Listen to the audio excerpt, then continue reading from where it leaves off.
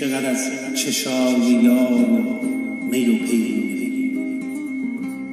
چقدر از چشای یار می و پیرونه بگیم، چقدر از عطر عقاقی و بهار گلای پونه بگیم، چقدر از شبهای تنهایی این غربتمون حرف بزنیم. دیگه وقت گفتن از زخم قدیمه، باید از خونه بگیم، باید از خونه خاطرات دور، اون همه جوونی و شادی و شور، رویای پر کشیدن به قصر نور، لونه ساختن لونه باغ بلور، باید از خونه بگیم، از همون ارثیه موندنی پدر بزرگ، چارقد و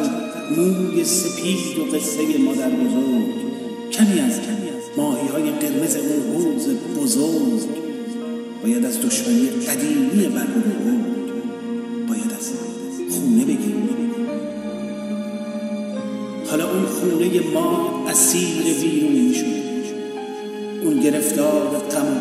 خواب پریشونی شده، زبونش بریده و دهان اون خون